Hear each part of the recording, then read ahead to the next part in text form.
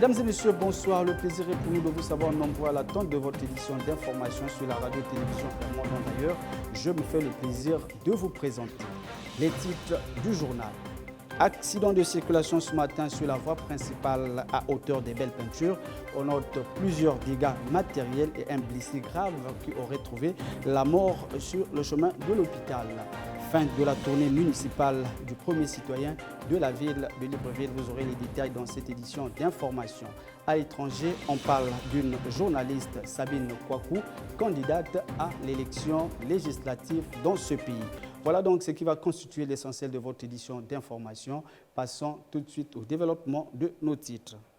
Fin de la tournée municipale du premier citoyen de la ville de Libreville. Partout où l'édile de la capitale gabonaise est passé, le constat est amer. L'insalubrité est grandissante.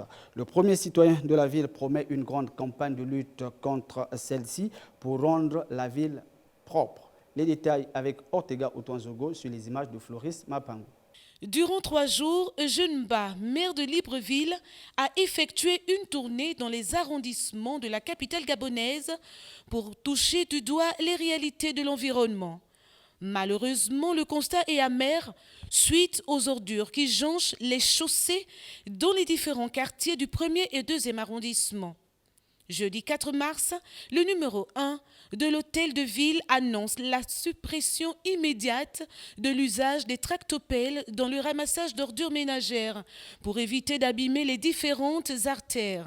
Le point volontaire, effectivement le constat, c'est que tous ces points d'apport volontaire ne disposent pas de bac.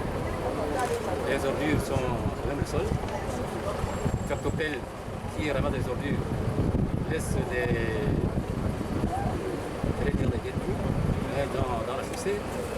Et tout cela fait que ça ne donne pas un spectacle agréable. Et nous avons donc convenu de nous retrouver, de prendre un certain nombre de décisions pour améliorer cette situation. D'emblée, je peux déjà vous dire que nous avons convenu de la suppression de l'utilisation de la tractopelle pour éviter que les routes soient beaucoup plus abîmées. Les enfants qui jetteraient la poubelle hors des bacs seraient aussi responsables de cette insalubrité que déplore le maire. Faire en sorte que s'ils envoient des petits-enfants, qu'on repousse ces petits-enfants-là, que ce soit les parents eux-mêmes qui viennent verser les dépôts dans les ordures. Alors que l'on contraint les enfants à verser les ordures dans les bacs et dans les bennes. Puis, l'édile de Libreville rassure les Librevillois que ces endroits transformés en décharges publiques à ciel ouvert seront pourvus en bacs à ordures et bennes pour l'amélioration du bien-être des populations. Nous avons également identifié différents points qui vont être approvisionnés très prochainement en bacs à ordures et en bennes. Et on envisage également un avenir un peu plus lointain de poser des sentinelles au coin de ces points d'apport volontaire. De faire en sorte que les populations qui viennent déverser les ordures dans ces points d'apport volontaire puissent le faire en respectant les bacs, donc en mettant bien les dépôts d'ordures dans les bacs et dans les bennes. Libreville pourrait tendre dans les jours à venir à un environnement sain et propre. La tournée des autorités municipales semble promettre une meilleure organisation environnementale. Et puis, dans les tout prochains jours, une opération de déguerpissement sera lancée par le maire de Libreville pour amener les populations qui vivent autour de la décharge de Mindoubé à libérer les lieux. Ortega Otonzogo et Floris Mapango. C'est par la même occasion que le premier citoyen de la ville, Eugène Ba, ayant constaté la pollution et le danger que courent les populations autour de la décharge de Mindoubé, a promis une opération de déguerpissement dans les tout prochains jours. Dans l'immédiat également, nous avons une solution qui est de faire en sorte que les populations qui vivent autour de la décharge, on puisse de les guerpir et moyennant quelques indemnisations. Une fois que ces espaces seront dégagés, ça va laisser un peu de marge pour qu'on puisse continuer à verser les ordures. Par le passé déjà, les autorités avaient entrepris les démarches en ce sens. D'autres avaient même été dédommagés et auraient même quitté les lieux. Mais certains s'entêtent. Ce qui nous dérange plus ici, c'est la pollution. Moi, je pense que cette décharge mérite d'être localisée, qu'on change d'endroit, sincèrement. Parce que vous avez déjà une forte population ici, dans ce quartier. Et nous souffrons énormément de cette pollution. Moi, je pense qu'il y a eu plusieurs membres du gouvernement qui sont passés ici, sur ce site, soi-disant qu'ils vont changer de site. Mais jusqu'à là, je vous assure, rien n'est fait. Jusqu'à là, rien n'est fait. Et si nous avons des enfants, des bébés, mais nous souffrons de cette pollution. C'est incroyable, hein? Une décharge dans un grand quartier, dans une ville, ça, je pense que ailleurs, cela n'est pas possible. Cette décharge-là mérite qu'on change d'endroit. Parce que nous souffrons, hein? Et il y a des bébés, il y a des enfants, il y a des adultes. Je vous assure, c'est incroyable. Nous souffrons énormément. Pour des raisons de santé et de bien-être, il serait judicieux pour les populations environnantes de s'éloigner de la décharge. Nous le disions à l'entame de cette édition d'information, mesdames et messieurs, accident de circulation d'une rare violence ce matin sur la voie principale à hauteur des Belles Peintures. Les détails dans ce reportage sur les images de Ariel Nzao. Les habitants des Belles Peintures ont été réveillés ce matin entre 5h30 et 6h par un grand bruit sortant de la voie principale. En effet, c'est une voiture de marque Toyota de couleur blanche roulant dans le sens Awinje pour l'échangeur du PK5 qui est venu se faire broyer par un gros camion de livraison de boissons d'une société de la place qui, lui, venait dans le sens contraire, échangeur du PK5 Awinje. Les riverains témoins de l'événement nous relatent les faits. À 5 heures, on était dedans. Je suis sortie avec mon mari, je voulais puiser l'eau. C'est comme ça que je vois la petite voiture là. Il a déraillé depuis là-bas. Il tournait au rond. S'il a le frein s'est lâché ou pas, je ne sais pas. C'est comme ça qu'il a traversé. Lui, il a vu le camionnette, a vu le geste depuis le derrière. Il a commencé à freiner là-bas pour ne pas le toucher. Mais malgré tout son effort, il a traversé de l'autre côté pour venir le trouver. C'est comme ça, lui, il ne lui a pas raté. Il lui a touché et poussé jusqu'à là. Et la voiture est rentrée en bas du camionnette. C'est comme ça, ça s'est passé. Normalement, c'est la voiture qui vient du sens d'Ovendo pour le PK5 qui a eu un accident au niveau de son pneu et qui a traversé le terre-plein pour se retrouver du côté du sens inverse. Et le camion qui venait du côté du 5 pour le sens d'Ovendo ne pouvait pas freiner. Il était obligé de cogner sur le véhicule. Qu'est-ce qui pourrait bien expliquer les causes de cet accident en pareille heure? Peut-être l'excès de vitesse, la fatigue, la somnolence au volant, abus d'alcool ou l'état vétuste de la voiture. Ces interrogations demeurent sans réponse. Monsieur Joseph, mécanicien du gros camion qui a été dépêché par sa hiérarchie pour venir débloquer les freins afin que la route soit dégagée, essaie de nous donner quelques explications. Moi, en tant que technicien, je n'étais pas sur le lieu. C'était pas là où l'accident s'est déroulé. Mais j'ai trouvé la petite voiture coincée sur le gros camion. C'est un camion qui transporte la boisson. Bon, mon patron m'appelle, je viens, je trouve la voiture collée et j'ai trouvé le corps habillé, le policier. On a cherché à dégager la petite voiture pour libérer le gros camion. C'est ce qu'on a pu mettre à côté. J'ai déréglé le frein, on a positionné le camion au parking pour qu'on cherche un gros camion qui vient remorquer ce camion-là pour amener l'atelier. Le camion et la voiture a traversé la route. Donc, le gros camion a évité, mais trop tard, il est venu rentrer. Il a traversé, il a quitté de la droite pour la gauche. Donc, c'est pas qu'il était du même côté que le chauffeur. Je ne sais pas, il n'y a que le chauffeur lui-même qui connaît qui était son problème. Quelle était sa faïence, c'est le frein, où il était en vitesse, il paraît 5h30. Personne ne peut pas connaître, c'est que lui-même. Il n'y a que lui-même, le chauffeur, qui connaît quel était le problème sur sa voiture. Quant à savoir s'il y a eu des pertes en vies humaines et vu l'ampleur des dégâts, les témoignages recueillis sur place disent que le chauffeur de la petite voiture aurait trouvé la mort pendant qu'on tentait de l'évacuer sur le chemin de l'hôpital d'Ovendo.